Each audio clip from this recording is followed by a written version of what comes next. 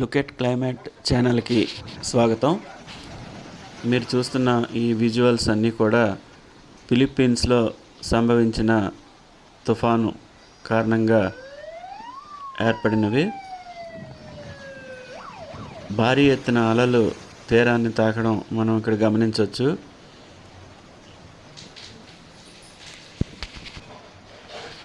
స్థానికంగా పెపిటో అని పిలువబడే ఈ సూపర్ టైఫాన్ మాన్-యీ శనివారం రాత్రి ద్వీపం ప్రావిన్స్ కాటాండువాన్స్ తీరంలో ప్రారంభమై ల్యాండ్ఫాల్ అయింది.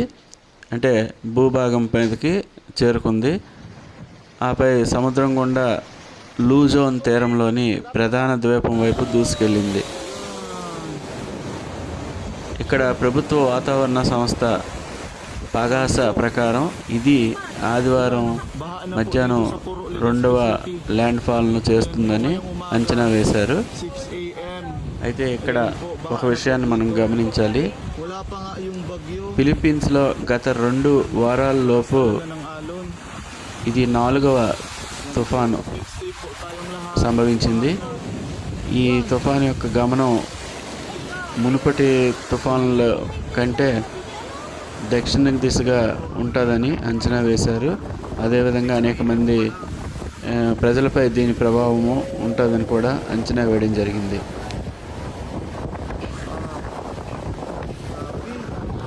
నవంబర్ 17వ తేదీన ఈ ఈశాన్య ఫిలిప్పీన్స్ ద్వీపంలో సూపర్ టైఫాన్ మాన్-యీ ల్యాండ్ ఫాల్ చేసిన కాటాండువాన్స్ ప్రావిన్స్లోని అనేక ఇళ్ళు ఘోరంగా దెబ్బతిన్నాయి.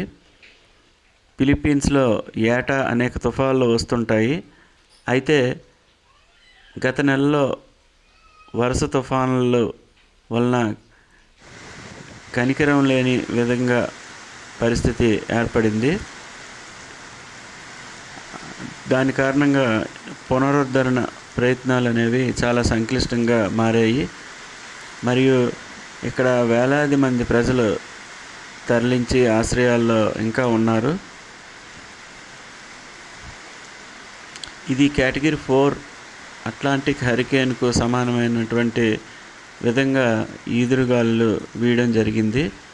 అయితే ఇక్కడ ఎటువంటి ప్రాణ నష్టం జరగలేదు. అది సంతోషించే విషయం. కానీ ఈ తుఫాను కారణంగా కుండపోత వర్షం, సముద్రపు నీరు అలలు ఉప్పెనల రూపంలో తీరాన్ని తాకడం జరిగింది.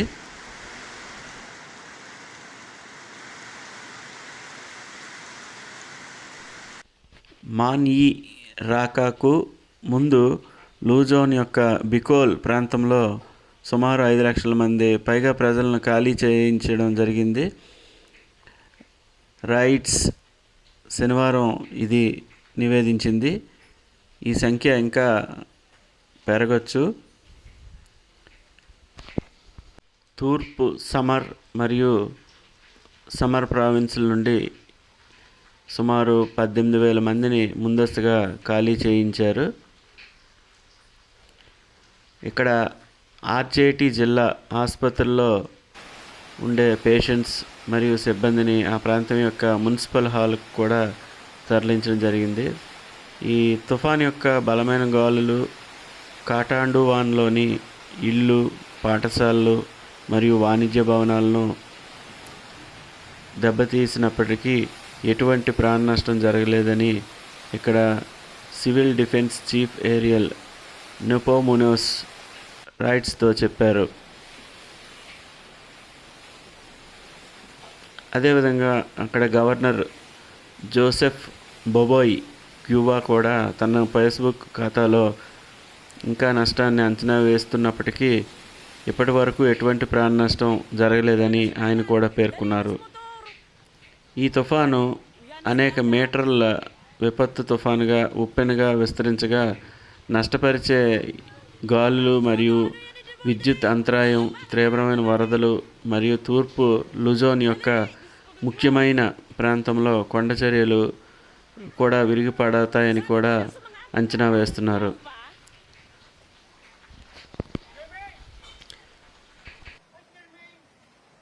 ఈ తుఫాను ప్రభావం వల్ల సముద్రపు నీరు ఉప్పెన రూపంలోని ప్రవేశించింది. ఆ దృశ్యాలనే మనం ఇక్కడ చూస్తున్నాము. పెద్ద పెద్ద అలలు తీరాన్ని తాకి ఈ ఉప్పు నీరు నివాస ప్రాంతాల్లోకి ప్రవేశించడం జరిగింది. దీనిని ఒక రకమైన సునామీ కింద మనం చెప్పొచ్చు. ఆ తీవ్రతతో కూడిన కెరటాలు తీరాన్ని తాకడం సంభవించింది.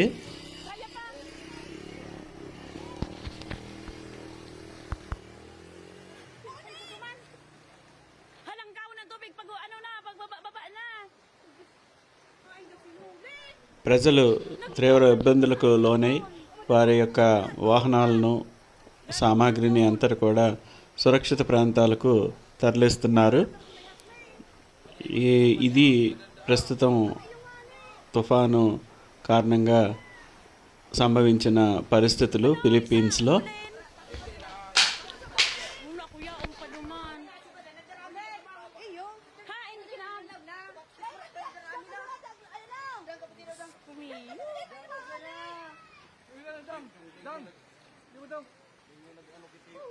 Kurang naman duman sa aki mo duman.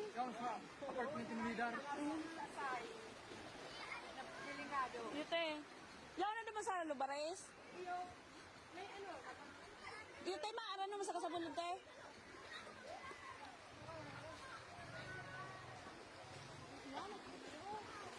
Paibahan pa duman na sa usig te.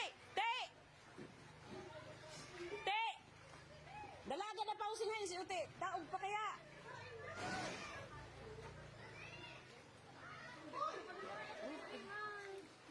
Hani, ito si Ute. Pwede ba na? నా ఈ వీడియోలు నచ్చినట్లయితే లైక్ చేయండి. అదేవిధంగా సబ్స్క్రైబ్ చేయడం మాత్రం మర్చిపోకండి. లైక్ చేస్తే మరింత మందికి ఈ వీడియో చేరుతుంది. అదేవిధంగా మీరు సబ్స్క్రైబ్ చేసుకుంటే మీకు ముందుగా నా వీడియో యొక్క నోటిఫికేషన్ రావడం జరుగుతుంది. ముందుగా మీరు చూడడానికి అవకాశం ఉంటుంది. అదేవిధంగా ప్రపంచంలో నలుమూలల ఎక్కడ వాతావరణానికి సంబంధించిన విషయాలన్నీ కూడా మీకు త్వరగా అందించడానికి నేను సాయశక్తిలా ప్రయత్నిస్తాను.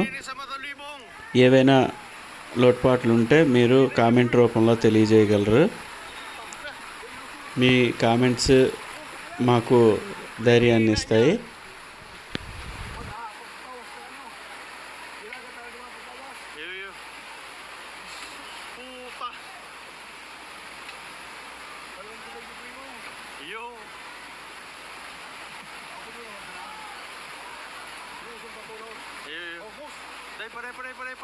ఇక్కడ చూడొచ్చు వీధులన్నీ కూడా సముద్రపు నీటితో ఏ విధంగా నిండిపోయాయో.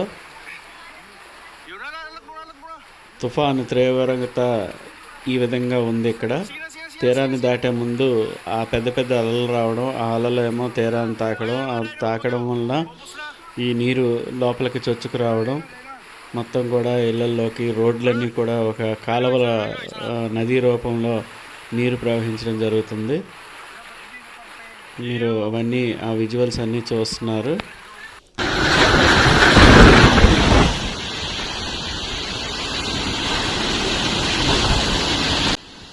తుఫాను తీరాన్ని తాకినప్పుడు వీస్తున్న బలమైన గాలులు ఇవి. ఈ బలమైన గాలుల కారణంగా ఇళ్ళ కప్పులు ఎగిరిపోవడం జరిగింది. అదేవిధంగా ఎలక్ట్రికల్ స్తంభాలు కూడా పడిపోవడం జరిగింది.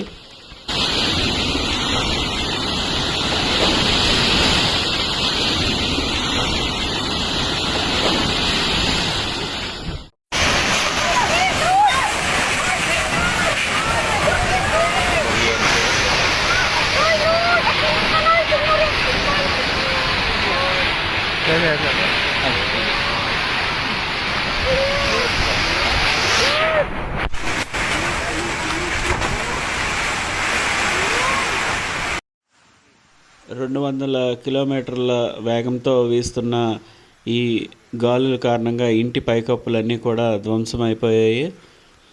ఆ దృశ్యాలు మీరు చూస్తున్నారు. అదేవిధంగా అనేక చెట్లు, ఎలక్ట్రికల్ పోల్స్ అన్నీ కూడా ఈ గాల్లో విరిగి పడిపోవడం జరిగింది.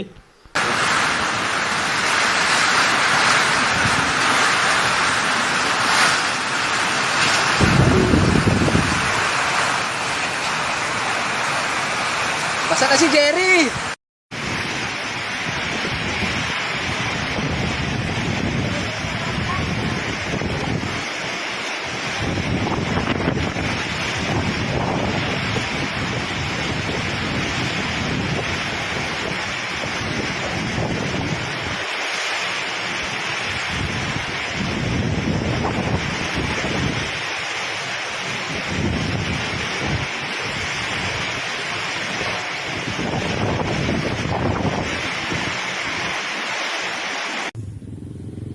తుఫాను తీరం దాటిన తర్వాత దృశ్యాలని మనం చూస్తున్నాం. మీరు చూడొచ్చు ఎలక్ట్రికల్ పోల్స్, అదేవిధంగా ఇంటి పైకప్పులు, పరిసర ప్రాంతాలు అన్నీ కూడా చెట్లు ఏ విధంగా ధ్వంసమైపోయాయో.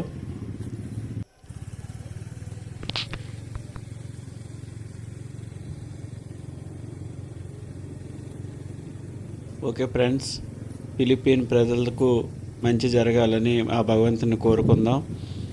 ఈ పరిస్థితుల నుండి వెంటనే కోలుకొని బాగుండాలని మనందరం కూడా కోరుకుందాం. ఓకే ఫ్రెండ్స్, మరలా మరొక వీడియోతో మీ ముందుకి వస్తాను.